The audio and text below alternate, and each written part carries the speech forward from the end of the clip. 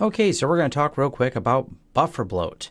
If you're not familiar with Bufferbloat, Bufferbloat is based on the fact that I have a gigabit connection to my pfSense, but I don't have a gigabit connection out of my pfSense, and there's a lot of little components and a lot of moving network data that may not align. So you're trying to take a large gigabit connection at full rate of a low latency network and then squeeze it out across the internet, a higher latency network that may not line up perfectly well. Good news is there's a solution for this, and in pfSense 2.4.4 they've added Codel. It's an algorithm that does a great job of cutting down the buffer bloat and aligning the packets in a much better way and queuing them properly so everything happens in order.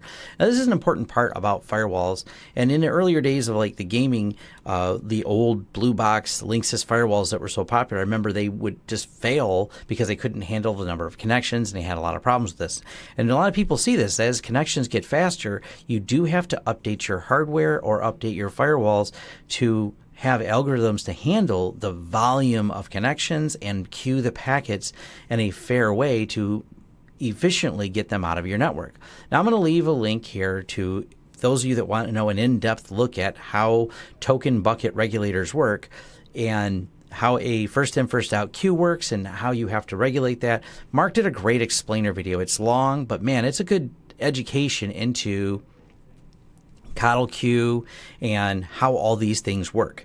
And I'm going to show you how to enable it really quickly here in pfSense, because with 2.4.4 they've made it really easy. It's an easy limiter to use.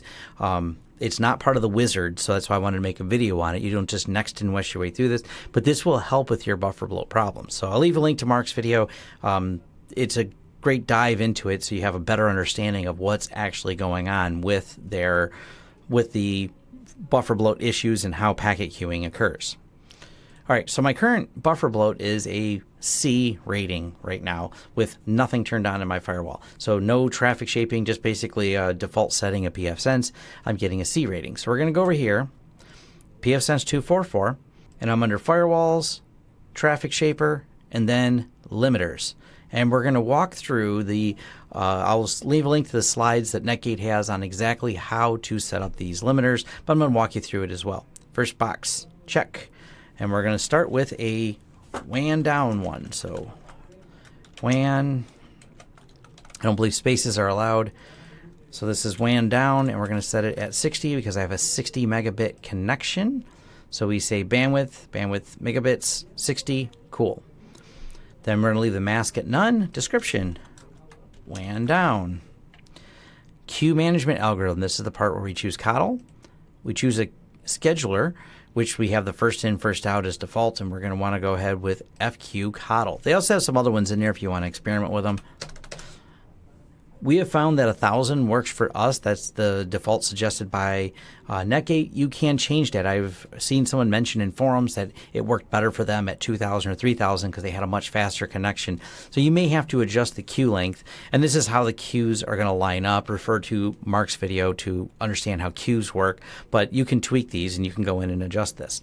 So now we've gone through and enabled, called this one WAN down, no mask, description WAN down, queue type Codel, Codel, QLink 1000, enable explicit congestion notification, checked. These are blank, save. Now we want to click on it again, and we want to add a queue underneath this. And this is going to make sure we check the enable box.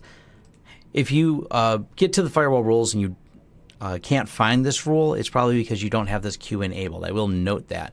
It's an easy mistake to make because the default lets you create queues but doesn't turn them on. So this is the WAN down queue. Whoop, I got to spell down properly. WAN down queue.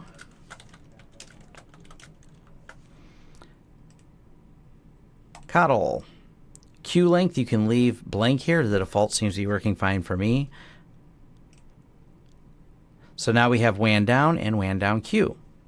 Now we're going to get a new limiter. Enable WAN up. So what's my upload speed? 10 meg. WAN up. Same thing. We're going to go with Codel. We're going to go with Codel. Queue length to 1000.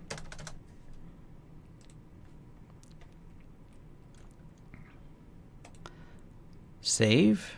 Click on the WAN up. Make sure we're in the right one. Add new queue under this.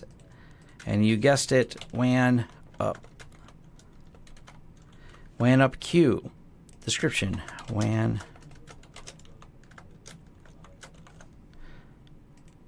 Codel. And leave queue length. Enable this. Save. Apply. Changes have been saved. So now I have a WAN down queue, WAN up queue. So it's ready now to create the rule. So you've created the queues, but they're not applied to anything. And that's where we create a floating rule under the firewall rules.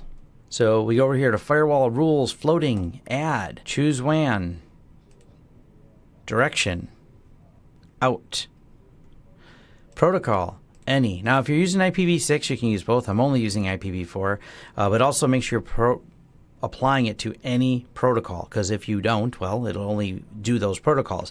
You can also extrapolate from this if you have some custom things you want to do and create a series of queues even based on per protocol. That's a nice feature you can do in here, but for brevity and for this setup we're doing here of just getting CodelQ running, we're doing it for all the protocols. So protocol any. Everything else here is pretty much the same. Also, apply the quick action immediately. Set this option to apply action to traffic that match immediately. This is going to basically put it at the top of the rule set because you want this to apply to on top of all your rules, not under them. So now we're going to go here to advanced. Scroll on down. In is going to be our WAN up queue. And out is our WAN down queue. That's important for those of you, it is flipped if you're really thinking about it, but yes, that's the way it should go. And the last thing we want to make sure we do here is choose the WAN gateway as an option here, because you're applying it to the gateway. If you don't do that, it won't apply properly. We're going to hit save and apply. So now let's run the test again. Now, this is my lab one, so I'm actually doing this in production, but I'll show you in my production firewall. Here's what the rule looks like in my production firewall, and I turned it on and off to do the test, and it's currently on again. You can just disable this to turn it on or off, and I'd run this test with it off, and now let's run the same test with it on. So we're going to go ahead and reload the page to test again. And you can see I've been playing with it to do some testing here. So we're going to go ahead and run this one more time with it on, and we should see an A+ on my Bufferbloat rating. And away we go. We went from a C to A all the way across. Pretty straightforward.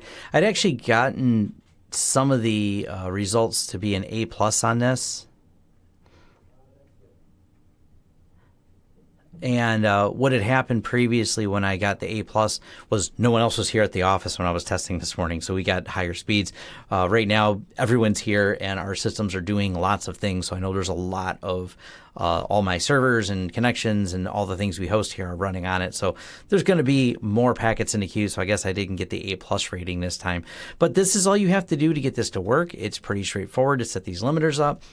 It's really easy to do, and you can kind of extrapolate from here now that you understand how to set up a limiter if you want to create a series of limiters for different reasons or to limit different interfaces. But this kind of gets you the idea. We did a floating rule and applied it to everything, but you can get very fine-grained with this and really tweak it if you need to. But this simple basic step right here will reduce the buffer bloat on top of there, and maybe in the future I'll do some more videos about combining it with other traffic shaping. But for the most part, this seems to solve the simplicity of it, of just making it work, and it works better than doing the wizard but just setting the limiter. All right, thanks.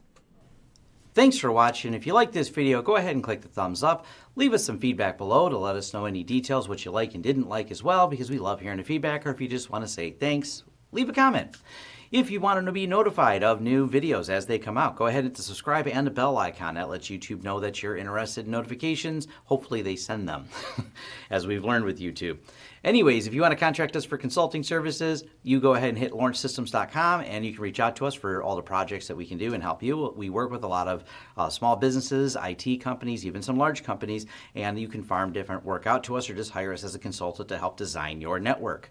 Also, if you want to help the channel in other ways, we have a Patreon. We have affiliate links. You'll find them in the description. You'll also find recommendations to other affiliate links and things you can sign up for on lawrencesystems.com. Once again, thanks for watching, and I'll see you in the next video.